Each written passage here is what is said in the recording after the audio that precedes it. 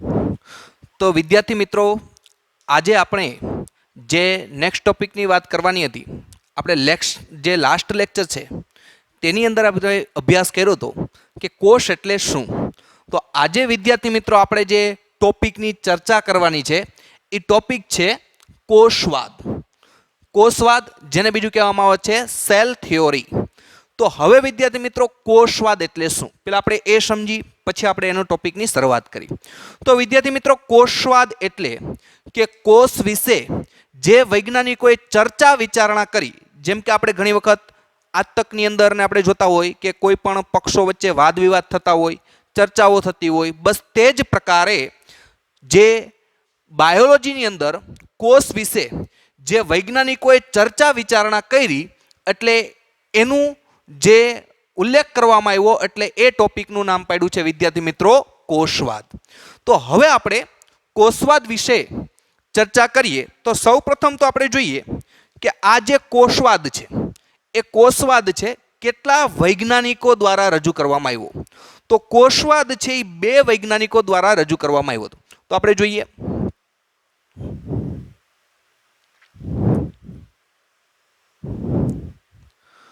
આપણે જોઈએ વિદ્યાર્થી મિત્રો કે જે કોષવાદ છે,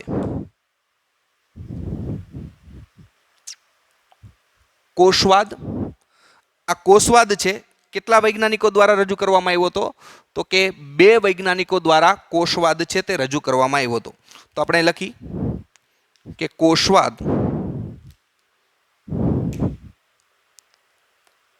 2 વૈજ્ઞાનિકો દ્વારા કોષવાદને રજૂ કરવામાં આવ્યો હતો. તો આપણે જોઈએ વિદ્યાર્થી મિત્રો કે જે કોષવાદ છે એ કોષવાદ કેટલા વૈજ્ઞાનિકો દ્વારા?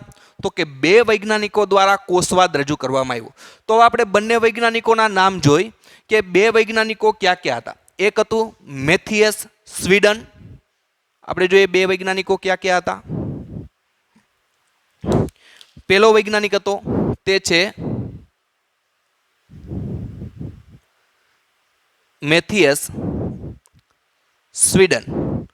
તો મેથિયસ સ્વીડન નામનો વૈજ્ઞાનિક હતો જે કયા દેશનો વતની હતો? તો કે ભાઈ જર્મન દેશનો વતની હતો. કયા દેશનો વતની હતો? જર્મન દેશનો વૈજ્ઞાનિક હતો. અને એ ઉપરાંત તે એક વનસ્પતિ શાસ્ત્રી હતો.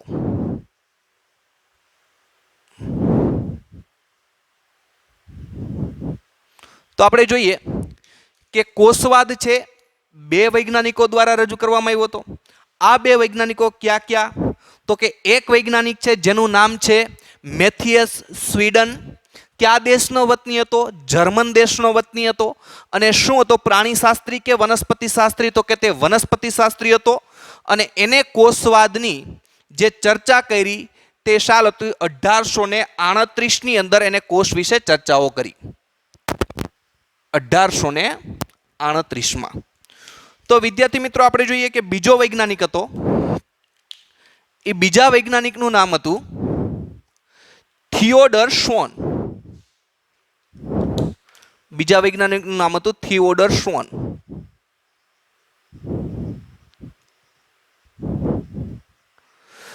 તો કોષવાદ 2 વૈજ્ઞાનિકો દ્વારા, એક વૈજ્ઞાનિકનું નામ હતું મેથિયસ સ્વીડન, બીજા વૈજ્ઞાનિકનું નામ છે થિયોડર શ્વોન. અને આ થિયોડર શ્વોન છે તે બ્રિટિશ દેશનો વતની હતો. આપણે લખી કયા દેશનો વતની હતો? તો કે બ્રિટિશ દેશનો વતની હતો.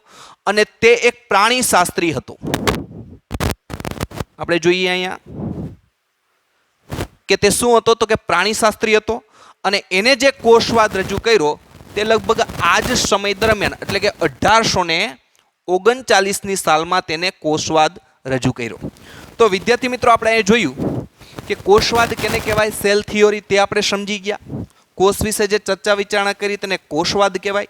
બીજી વસ્તુ વિદ્યાર્થી મિત્રો, જે કોષવાદ છે એ કેટલા વૈજ્ઞાનિકો દ્વારા? તો કે 2 વૈજ્ઞાનિકો દ્વારા કોષવાદ રજૂ કરવામાં આવ્યો.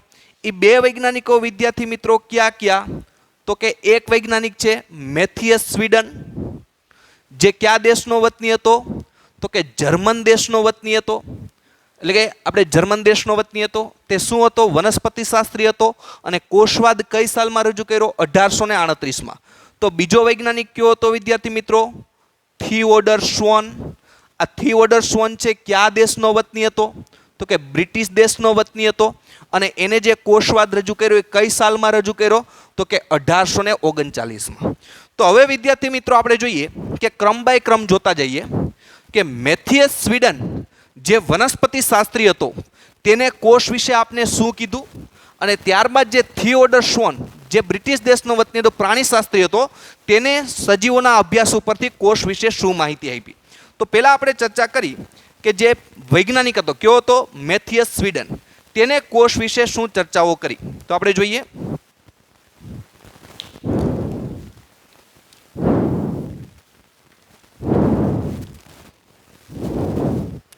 મેથિયસ સ્વીડન. તો આ જે મેથિયસ સ્વીડન નામનો વૈજ્ઞાનિક હતો તેને જણાવ્યું હતું, તેને સૌ પ્રથમ આપને ખબર છે કઈ સાલમાં આપણે લખતા જઈએ, કઈ સાલમાં?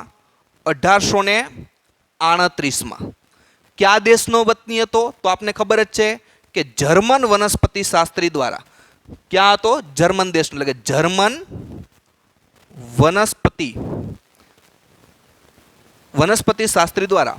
કે આ જે જર્મન દેશનો વનસ્પતિ શાસ્ત્રી હતો તેને જેનું નામ શું હતું? તો કે મેથિયસ સ્વીડન. અને એને ઘણી બધી વનસ્પતિઓનો અભ્યાસ કર્યો. તો આ જે વનસ્પતિ શાસ્ત્રી હતો તે ઘણી બધી વનસ્પતિઓનો અભ્યાસ કર્યો. આપણે લખી ઘણી બધી વનસ્પતિઓનો અભ્યાસ કર્યો. તો એનો મતલબ એમ કે જે મેથિયસ સ્વીડન નામનો વૈજ્ઞાનિક છે તેને 1838માં જર્મન વનસ્પતિ શાસ્ત્રી હતો, તેને ઘણી બધી એટલે એક કરતાં વધુ વનસ્પતિઓનો અભ્યાસ કર્યો. અને આ જે ઘણી બધી વનસ્પતિઓનો અભ્યાસ કર્યો, જુદી જુદી વનસ્પતિઓ લીધી અને જુદી જુદી વનસ્પતિઓનો સૂક્ષ્મદર્શક યંત્ર વડે અભ્યાસ કર્યો. ત્યારબાદ વિદ્યાર્થી મિત્રો એને નોંધ્યું કે જે વનસ્પતિ છે તે વિવિધ કોષોની બનેલી છે. ત્યારબાદ એને એક તારણ કાઢ્યું એની ઉપરથી, અને એ તારણ વિદ્યાર્થી મિત્રો શું કાઢ્યું? તો કે જે વનસ્પતિ છે એ વનસ્પતિ છે જુદા જુદા કોષોની બનેલી છે. તો એને તારણ કાઢ્યું, આપણે લખી કે વનસ્પતિ જુદા જુદા કોષોની બનેલી છે. તો આપણે જોઈએ કે જે જર્મન વનસ્પતિ શાસ્ત્રી હતો તેને ઘણી બધી વનસ્પતિનો અભ્યાસ કર્યો, અને અભ્યાસ પરથી તેને એક વસ્તુનું તારણ કાઢ્યું કે વનસ્પતિ છે તે જુદા જુદા કોષોની બનેલી છે. જુદા જુદા કોષો એટલે આપણે સમજી કે અમુક કોષો એને આવા ગોળાકાર જોયા વનસ્પતિની અંદર, અમુક કોષ આવા ગોળ જોયા, અમુક કોષ એને આ રીતના લંબગોળ જોયા હતા, અમુક કોષ એવા પણ હતા કે જેનો આકાર ષષ્ઠકોણ હતો. ષષ્ઠકોણ એટલે 6 ખૂણા હોય એના વિદ્યાર્થી મિત્રો આપણે શું કહીએ? ષષ્ઠકોણ. એટલે જ્યારે જર્મન દેશનો વનસ્પતિ શાસ્ત્રી જે મેથિયસ સ્વીડન હતો તેને ઘણી બધી વનસ્પતિનો અભ્યાસ કર્યો, એટલે એને જોયું કે વનસ્પતિની અંદર એક પ્રકારના કોષ નહોતા, એટલે કે એક જ આકારના કોષ નહોતા, પણ જુદા જુદા આકારના કોષ હતા. એટલે કે અલગ અલગ આકારના તેને કોષો જોયા, એટલે એને કીધું કે વનસ્પતિ છે એ જુદા જુદા કોષોની બનેલી છે. અને એ ઉપરાંત એ પણ કીધું કે વનસ્પતિમાં કોષો ભેગા થઈને પેશીનું સર્જન કરે છે. તો આપણે જોઈએ કે આ કોષો શું કરે છે? તો આપણે કહીએ કે જુદા જુદા પ્રકારના કોષો છે, તો તે વનસ્પતિમાં પેશીનું સર્જન થાય છે. આપણે જોઈએ કે વનસ્પતિમાં પેશીનું સર્જન થાય છે. વિદ્યાર્થી મિત્રો, પેશીનું સર્જન થાય છે, તો પેશીનો મતલબ આપને ખ્યાલ છે કે નહીં?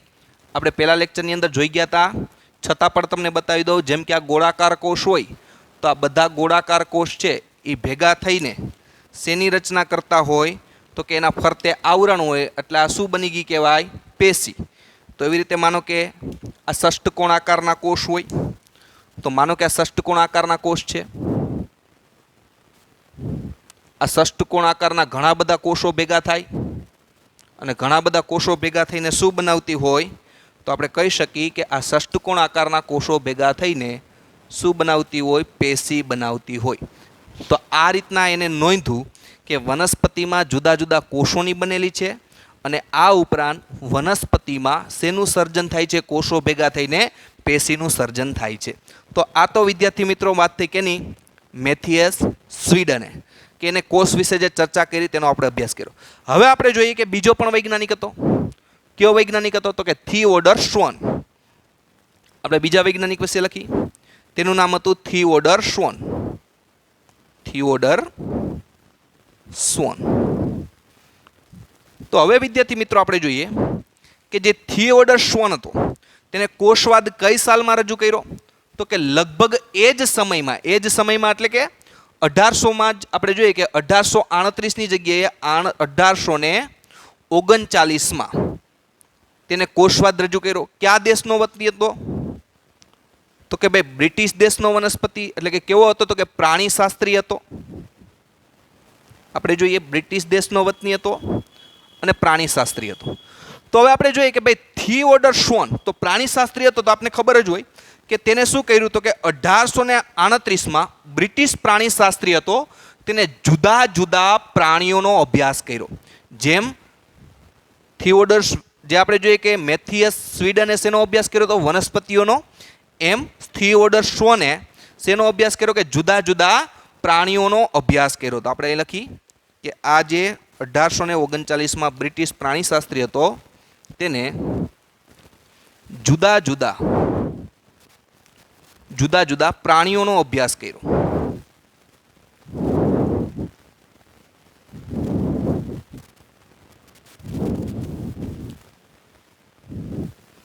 તો આ જે વૈજ્ઞાનિક હતો એને જુદા જુદા પ્રાણીઓનો અભ્યાસ કર્યો અને જુદા જુદા પ્રાણીઓના અભ્યાસ ઉપરથી એને એક તારણ કાઢ્યું અને એ તારણ શું કાઢ્યું? કે કોષની બહારની બાજુ એક પાતળું બાહ્ય પડ આવેલું હોય છે.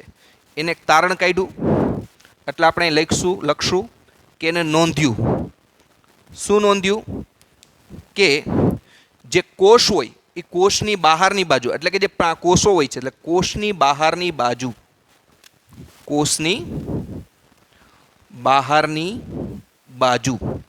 શું આવેલું હોય છે? એકદમ પાતળું બાહ્ય પડ હોય છે. પાતળું બાહ્ય પડ હોય છે. એટલે વિદ્યાર્થી મિત્રો આ રીતના આપણે જોઈએ આકૃતિ દ્વારા. માનો કે આ થિયોડર શ્વોન હતો, તેને જુદા જુદા પ્રાણી કોષનો અભ્યાસ કર્યો એટલે એને જોયું. આપણે જોઈએ અહીંયા કે માનો કે આ કોષ છે, આપણે ગોળાકાર કોષ જ લઈએ એટલે આપણે ખ્યાલ આવે. માનો કે આ કોષ છે, તો એને જોયું કે આ જે કોષ છે એ કોષના ફરતે બહારની બાજુ, તો આપણે જોઈએ કે આ કોષ છે તો બહારની બાજુ કયું થયું? આ છેડાનો વિસ્તાર થયો. બહારની બાજુ આ કોષને ફરતે આવું એક એને બહાર પાતળું પડ જોવા મળ્યું. તમે જોઈ શકો છો વિદ્યાર્થી મિત્રો તમે કે આ કોષને ફરતે બહારની બાજુ શું આવેલું છે? એક પાતળું પડ આવેલું છે. આ કહેનાર વૈજ્ઞાનિક કોણ હતો? થિયોડર શ્વોન. અને આ જે બહારનું પડ છે પાતળું, એને આપણે અત્યારે અભ્યાસ પ્રમાણે શું કહીએ છીએ? કોષરસ પટલ કહીએ છીએ. આ બહારના પડને અત્યારે આપણે શું કહીએ છીએ? કોષરસ પટલ. તો વિદ્યાર્થી મિત્રો કે આપણે જોયું કે અહીંયા જે કોષની બહારની બાજુએ પાતળું પડ જોયું હતું. કેને જોયું હતું? થિયોડર શ્વોને. એને નોંધ્યું કે કોષની બહારની બાજુ પાતળું બાહ્ય પડ આવેલું હોય અને આ બાહ્ય પડને આપણે અત્યારના સમય પ્રમાણે શું કહીએ છીએ? તો કે અત્યારે આપણે એને કોષરસ પટલ તરીકે ઓળખીએ છીએ. તેને આપણે શું કહીએ છીએ? કોષરસ પટલ. જેમ કે અહીં આપેલું છે વિદ્યાર્થી મિત્રો, બ્લેક કલરથી તમને દોરેલું પણ છે એટલે ખ્યાલ આવે કે આ કોષ હતો. કોષને ફરતે આવું બાહ્ય પાતળું પડ આવેલું હોય છે અને આ જે પાતળું બાહ્ય પડ છે એને વિદ્યાર્થી મિત્રો આપણે શું કહીએ છીએ? અત્યારે કોષરસ પટલ કહીએ છીએ. તો હવે વિદ્યાર્થી મિત્રો બીજું આપણે જોઈએ કે તદુપરાંત આ જે થિયોડર શ્વોન હતો તેને પ્રાણી શાસ્ત્ર હતો એટલે પ્રાણીઓનો તો અભ્યાસ કર્યો જ તો, પણ સાથે સાથે થોડીક વનસ્પતિ પેશીઓનો પણ એને અભ્યાસ કર્યો હતો. તો આપણે જોઈએ કે થિયોડર શ્વોને પ્રાણીઓનો તો અભ્યાસ કર્યો જ તો, પણ સાથે સાથે કેનો કર્યો હતો? તો કે થોડી ઘણી આપણે જોઈએ કે વનસ્પતિ પેશીઓનો પણ અભ્યાસ કર્યો હતો. તો આપણે જોઈએ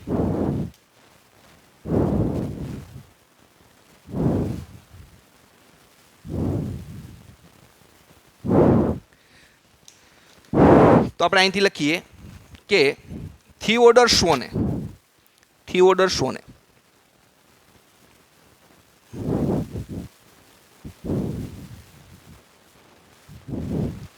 વનસ્પતિ પેશીઓનો પણ અભ્યાસ કર્યો. વનસ્પતિ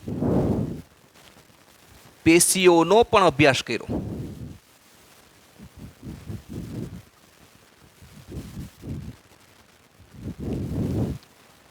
તો આપણે જોઈએ કે જે થિયોડર શ્વોન હતો તેને જુદી જુદી જે વનસ્પતિ પેશી હતી તે વનસ્પતિ પેશીઓનો પણ અભ્યાસ કર્યો હતો અને વનસ્પતિઓના પેશીઓના અભ્યાસ પરથી એને વર્ણવ્યું કે જે વનસ્પતિમાં કોષ દિવાલ એ વનસ્પતિનું આગવું લક્ષણ છે.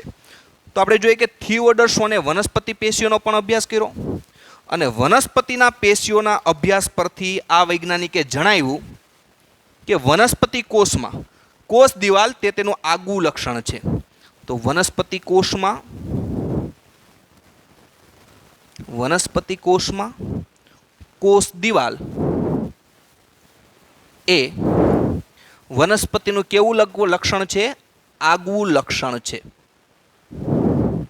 તો વિદ્યાર્થી મિત્રો આ ખાસ નોટિસ કરવાનું છે કે વનસ્પતિ કોષનું તે કેવું લક્ષણ છે? તો કે આગવું લક્ષણ છે. એટલે એનો મતલબ એમ વિદ્યાર્થી મિત્રો આપણે આ બાજુ જોઈએ કે માનો કે પ્રાણી કોષ હોય અને વનસ્પતિ કોષ હોય. તો આપણે એક્ઝામ્પલ તરીકે લઈએ, આપણે ગોળાકાર છે તે પ્રાણી કોષ દોરીએ અને આ રીતના થોડોક લંબગોળ એટલે કે આપણે જોઈએ કે લંબચોરસ છે તે આપણે વનસ્પતિ કોષ દોરીએ. તો અહીંયા એને થિયોડર શ્વોને બંનેનો અભ્યાસ કર્યો હતો, પ્રાણીઓનો અભ્યાસ કર્યો એટલે પ્રાણી કોષનો પણ અભ્યાસ કર્યો હતો અને એ ઉપરાંત હતો પ્રાણીશાસ્ત્રી પણ છતાં પણ થિયોડર શ્વોન છે તેને વનસ્પતિ પેશીનો પણ અભ્યાસ કર્યો અને એને એક વસ્તુ જણાવી કે જો વનસ્પતિ કોષ હોય તો કોષના ફરતે કોષ દિવાલ હોય. એટલે એક વસ્તુ કોમન થઈ કે પ્રાણી કોષ હોય એના ફરતે બાહ્ય પાતળું પટલ આવેલું હોય અને વનસ્પતિ કોષ હોય એમાંય ફરતે શું હોય? બાહ્ય પાતળું પટલ આવેલું હોય. તો આ બ્લેક કલરથી દોર્યું શું છે? તો કે કોષરસ પટલ. આ બાહ્ય પટલને આપણે અત્યારે શું કહીએ છીએ? કોષરસ પટલ. તો કોષરસ પટલ તો બંનેમાં જોવા મળે. ધારો કે આ આપણે લઈએ પ્રાણી કોષ, આ આપણે લઈએ વનસ્પતિ કોષ. તો બંને કોષ છે અલગ અલગ દોર્યા એટલે આપણે ખબર પડે પ્રાણી કોષ છે ને વનસ્પતિ કોષ છે. બેયમાં એક વસ્તુ કોમન છે. શું? તો કે બાહ્ય પટલ બેયમાં છે. બ્લેક કલરથી દેખાય છે આ બાહ્ય પટલ એટલે કયું? તો કે કોષરસ પટલ. પણ વનસ્પતિ કોષમાં એક બીજી વસ્તુ ખાસ હતી કે કોષની કોષરસ પટલની ફરતે વરી પાછી શું આવેલી હતી? કોષ દિવાલ આવેલી હતી. તો આપણે જોઈએ અહીંયા તો માનો કે આ વનસ્પતિ કોષના ફરતે આ રીતના ફરીથી એક એને પટલ જોયું જેનું નામ આપ્યું એને કોષ દિવાલ. આપણે લખીએ અહીંયા એનું શું નામ આપી દીધું? એને કોષ દિવાલ. તો એક વસ્તુ વિદ્યાર્થી મિત્રો ખાસ આપણે નોટિસ કરવાની છે. પહેલી વસ્તુ કે ભાઈ કોષરસ પટલની શોધ કોને કરી? તો કે થિયોડર શ્વોન. તો આ કોષરસ પટલ છે એ વનસ્પતિ કોષ અને પ્રાણી કોષ બંનેમાં હોય. પણ આ તમને જે રેડ કલરથી દેખાય છે એ કોષ દિવાલ છે. આ કોષ દિવાલ માત્ર કેમાં હોય? વનસ્પતિ કોષમાં જ હોય. પ્રાણી કોષના ફરતે ક્યારેય કોષ દિવાલ હોતી નથી. આ વસ્તુ આપણે ખાસ નોટિસ કરવાનો છે MCQ માટે. ભૂલાય નહીં વિદ્યાર્થી મિત્રો, ફરીથી રિપીટ કરું છું, બરાબર સમજજો. જો પ્રાણી કોષ હોય તો એના ફરતે કોષ દિવાલ હોતી નથી પણ કોષરસ પટલ હોય અને વનસ્પતિ કોષમાં કોષરસ પટલ હોય. એટલે કે પ્રાણીનો કોષ હોય કે વનસ્પતિનો કોષ હોય એમાં એક લક્ષણ સેમ છે. શું? તો કે બેયમાં કોષરસ પટલ હોય પણ કોષ દિવાલ છે એ માત્ર વનસ્પતિ કોષમાં જ હોય. પ્રાણી કોષમાં કોષ દિવાલ હોતી નથી. એટલા માટે અહીંયા શું લખ્યું છે કે વનસ્પતિ કોષમાં કોષ દિવાલ એને કેવું લક્ષણ છે? આગવું લક્ષણ છે. તો હવે આપણે જોઈએ કે આની ઉપરથી તેને પ્રાણી અને વનસ્પતિની શરીર રચના માટે શરીર રચના કોષો અને કોષોની નિપજોની બનેલી છે એવું એને કીધું. તો આ બધા અભ્યાસ ઉપરથી એને શું જણાવ્યું? આ બધા અભ્યાસ ઉપરથી થિયોડર શ્વોને જણાવ્યું કે વનસ્પતિ અને પ્રાણીઓ બંને, તો આપણે લખી વનસ્પતિ અને પ્રાણીઓ, વનસ્પતિ હોય અને પ્રાણીઓ હોય એના જે શરીરની રચના છે, એના શરીરની રચના છે, એ શરીરની રચના કેની બનેલી છે? કોષો અને કોષોની નિપજોની. કોષો અને કોષોની નિપજોની બનેલી છે. તો વિદ્યાર્થી મિત્રો ખાસ યાદ રાખજો કે થિયોડર શોને વનસ્પતિ અને પ્રાણી બંનેના કોષ ઉપર અભ્યાસ કર્યો, એટલે એને એક વસ્તુ સમજાવી કે વનસ્પતિ હોય કે પ્રાણી હોય, કોઈ પણ હોય, એના જે શરીરની રચના છે, એ શરીરની રચના કેની બનેલી છે? કોષોની બનેલી છે. અને કોષોની નિપજો એટલે તો કે કોષો ભેગા થઈને શું બનાવે? પેશી બનાવે. પેશી ભેગા થઈને શું બનાવે? અંગ. તો વનસ્પતિના અંગ ક્યાં આપને એમ થાય? તો વનસ્પતિનું મૂળ, વનસ્પતિનું પ્રકાંડ, પ્રકાંડ એટલે કે ડાળી. આ ઉપરાંત આપણે જોઈએ કે વનસ્પતિની શાખાઓ, વનસ્પતિનું પર્ણ, આ બધા વનસ્પતિના અંગ કહેવાય. તો આ વનસ્પતિના અંગ છે એ કેના બનેલા હોય? તો કે કોષોની નિપજોના. કોષોની નિપજો એટલે તો કે કોષો ભેગા થઈને શું બનાવે? પેશી. અને પેશી ભેગી થઈને શું બનાવે? અંગ. તો વનસ્પતિના અંગ ક્યાં ક્યાં? તો કે પર્ણ, પ્રકાંડ, મૂળ. એવી રીતે પ્રાણીઓ હોય તો પ્રાણીઓમાં પણ શેના બનેલા છે? કોષોના જ બનેલા છે. પણ ખાલી કોષ નહીં, કોષોની નિપજો હોય. કોષોની નિપજો એટલે કોષોમાંથી આપણા શરીરની અંદર પેશી બની હોય અને પેશીમાંથી ભેગી થઈને અંગ બન્યા હોય. આપણે પહેલા લેક્ચરની અંદર જ શીખી ગયા છીએ. તો આ રીતના તેને જણાવ્યું હતું. હવે વિદ્યાર્થી મિત્રો આપણે જોઈએ, પેલા બોર્ડ વર્ક તમે બરોબર તમારી બુક્સની અંદર ઉતારી લ્યો. આગલો ટોપિક છે આપણે હમણાં જોઈએ કે ભાઈ જે સ્વીડન અને સ્વોન બંનેએ ભેગા થઈને એક સંયુક્ત કોષવાદ રજૂ કર્યો. આપણો ટોપિક થોડોક અધૂરો છે, આપણે પૂરો કરવાનો છે, પણ પહેલાં તમે આ બોર્ડ વર્ક ઉતારી લ્યો, પછી આપણે એ ટોપિકને અહીંથી ચાલુ કરીશું. તો વિદ્યાર્થી મિત્રો આપણે જોઈ લીધું કે બંને વૈજ્ઞાનિકોએ મેથિસ સ્વીડન છે તેને શું કર્યું હતું? તો કે જુદી જુદી વનસ્પતિઓનો અભ્યાસ કર્યો હતો અને એને કીધું કે વનસ્પતિમાં કેનું સર્જન થાય? પેશીનું સર્જન થાય. ત્યારબાદ આપણે જોઈએ કે થિયોડર શોન આવ્યો, તે બ્રિટિશ દેશનો વતની હતો. તેને જુદા જુદા પ્રાણીઓનો અભ્યાસ કર્યો હતો અને પ્રાણીઓના અભ્યાસ પરથી તેને જણાવ્યું કે દરેક કોષના ફરતે એક પાતળું પટલ આવેલું હોય, જેને શું કહેવાય? અત્યારે આપણે કોષરસ પટલ કહીએ છીએ. અને એ ઉપરાંત સ્વીડને આપણે જોઈએ કે જે થિયોડર શોન હતો તેને સાથે સાથે વનસ્પતિ પેશીઓનો પણ અભ્યાસ કર્યો હતો. પ્રાણીશાસ્ત્રી, પણ છતાં વનસ્પતિ પેશીઓનો અભ્યાસ કર્યો એને જણાવ્યું કે વનસ્પતિ કોષમાં એક આગવું લક્ષણ છે. એ શું? તો હમણાં જ આપણે જોયું કે તેમાં શું ન હોય? શું હોય છે? કોષ દિવાલની હાજરી હોય છે. તે તેનું આગવું લક્ષણ છે. જ્યારે પ્રાણી કોષના ફરતે કોષ દિવાલ હોતી નથી. હવે વિદ્યાર્થી મિત્રો આપણે જોઈએ કે આ સ્વીડન અને સ્વોન બંને ભેગા થઈને સંયુક્ત રીતે કોષવાદ રજૂ કર્યો એમ આપણે કહી શકીએ. તો આપણે લખી કે સ્વીડન અને સ્વોન, સ્વીડન અને સ્વોન બંને વૈજ્ઞાનિકોએ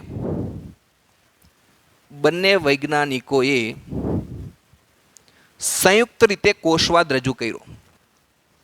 સંયુક્ત રીતે કોષવાદ રજૂ કર્યો. તો આપણે જોઈએ કે આ બંને વૈજ્ઞાનિકો ક્યાં ક્યાં? એક થિયોડર શોન અને બીજું મેથિયસ સ્વીડન, તે બંને સંયુક્ત રીતે શું રજૂ કર્યો? કોષવાદ રજૂ કર્યો. પણ વિદ્યાર્થી મિત્રો આ કોષવાદમાં આ બે વૈજ્ઞાનિકો એ નહોતા સમજાવી શક્યા કે નવા કોષો કઈ રીતે બને છે. તો આપણે જોઈએ કે આ બંને વૈજ્ઞાનિકો એ સમજાવી ન શક્યા કે સિદ્ધાંત એ ન સમજાવી શક્યો કે નવા કોષનું સર્જન કેવી રીતે થાય છે. તો આ સિદ્ધાંત નવા કોષનું સર્જન કઈ રીતે થાય છે? નવા કોષનું સર્જન કઈ રીતે થાય છે તે સમજાવી ન શક્યા.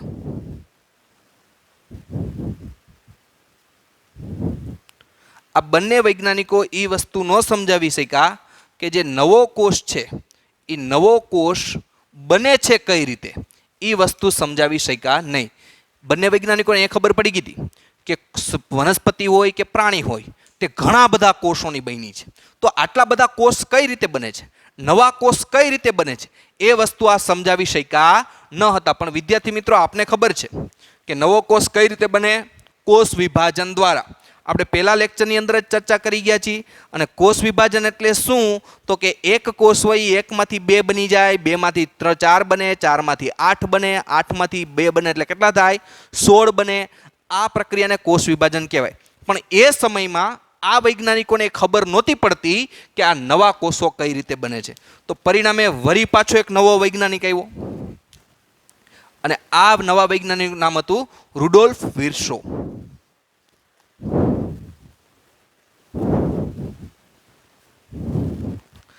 આ વૈજ્ઞાનિકનું નામ શું હતું? રુડોલ્ફ વિર્સો. અને આ વૈજ્ઞાનિકે કઈ સાલમાં? તો કે 1855ની સાલમાં નવો વૈજ્ઞાનિક આવ્યો રુડોલ્ફ વિર્સો. અને આ રુડોલ્ફ વિર્સોએ 1855ની સાલમાં, જોજો કેટલો ગાળો વહી ગયો છે વિદ્યાર્થી મિત્રો. આ બે વૈજ્ઞાનિકે સંયુક્ત કોષવાદ કઈ સાલમાં રજૂ કર્યો હતો? 1838, 1839. ત્યાર પછી લગભગ નવો વૈજ્ઞાનિક આવ્યો, કારણ કે આ બંને વૈજ્ઞાનિકો નવા કોષનું સર્જન કઈ રીતે થાય તે સમજાવી શક્યા ન હતા. એટલા માટે નવો વૈજ્ઞાનિક આવ્યો રુડોલ્ફ વિર્સો. અને કઈ સાલમાં? 1855માં તેણે જણાવ્યું, સૌ પ્રથમવાર પુરવાર કર્યું. સૌ પ્રથમવાર પુરવાર કર્યું. સૌ પ્રથમવાર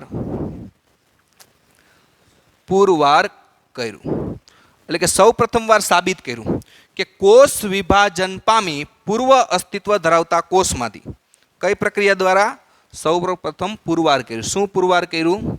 કે કોષ વિભાજન પામી, કોષ વિભાજન પામી પૂર્વ અસ્તિત્વ ધરાવતા કોષમાંથી, પૂર્વ અસ્તિત્વ ધરાવતા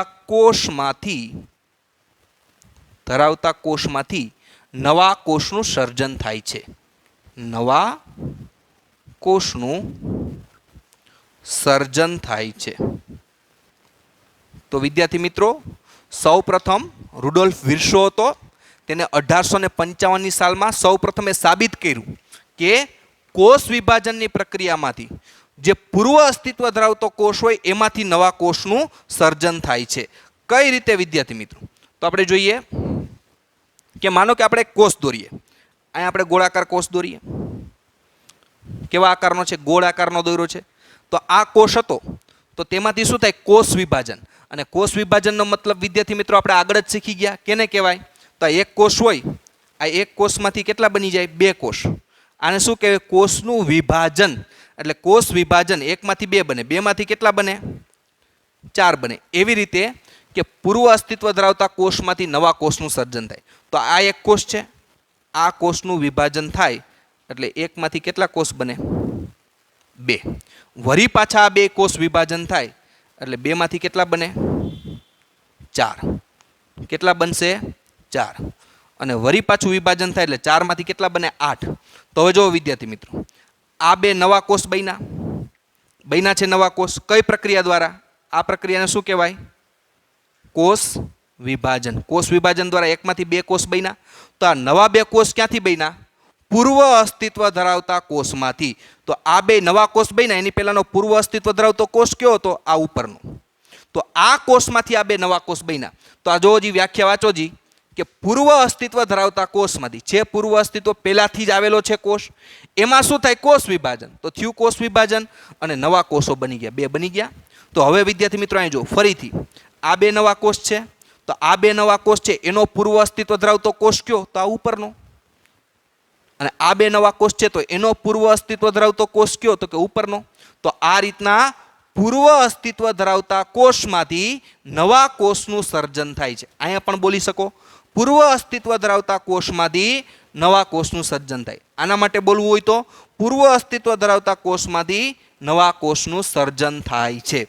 તો આ પ્રક્રિયા સમજાવનાર સૌપ્રથમ વૈજ્ઞાનિક કોણ હતો? રુડોલ્ફ વિર્સો. અને કઈ પ્રક્રિયા દ્વારા? તો કે કોષ વિભાજન દ્વારા. તો આપણે MCQમાં પૂછાય કે કોષ વિભાજન સૌપ્રથમ સમજાવનાર વૈજ્ઞાનિક કોણ? તો શું આવશે? રુડોલ્ફ વિર્સો. હવે વિદ્યાર્થી મિત્રો, કે તેઓએ જે સ્વીડન અને સ્વોન આને જે કોષવાદ રજૂ કર્યો હતો, એ કોષવાદની એને પરિસંકલ્પનામાં સુધારો કર્યો. આપણે જોઈએ કે રુડોલ્ફ વિર્સોએ શું કામ કર્યું? તો કે સ્વીડન અને સ્વોન આ બંને વૈજ્ઞાનિકોની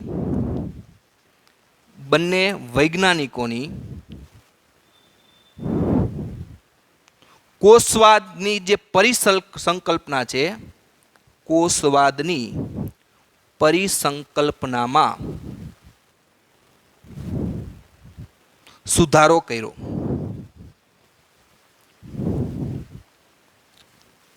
આપણે જોઈએ અહીંયા કે જે આ બંને વૈજ્ઞાનિકોએ કોષવાદના જે સિદ્ધાંતો પરિકલ્પના આપી તેમાં થોડોક શું કર્યો, રુડોલ્ફ વિર્સોએ સુધારો કર્યો. તો જોઈએ વિદ્યાર્થી મિત્રો એ સુધારો ક્યાં ક્યાં છે. તો એ સુધારાની અંદર એને જણાવ્યું કે પહેલી વસ્તુ એને સાબિત કરી.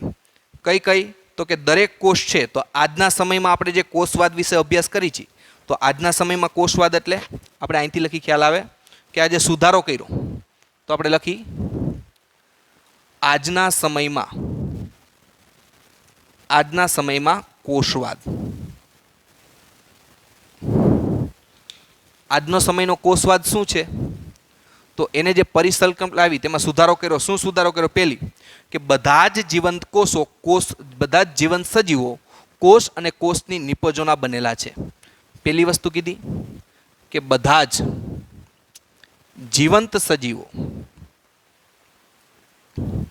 કોષ અને કોષની નિપજના બનેલા છે. કોષ અને કોષની નિપજના બનેલા છે. આ પહેલી વસ્તુ સમજાવી. તો વિદ્યાર્થી મિત્રો બધા જ જીવંત સજીવો એટલે કદાચ બેક્ટેરિયા લ્યો, પ્રાણી લ્યો, વનસ્પતિ લ્યો, આ બધા જ સજીવો કેના બન્યા છે? કોષના. અને કોષની નિપજો એટલે તમને ખબર જ છે, કોષમાંથી પેશી અને પેશીમાંથી શું બને? અંગ. તો આ બધી નિપજ તો કેની કહેવાય? કોષોની જ કહેવાય. કારણ કે અંગ ક્યારે બને?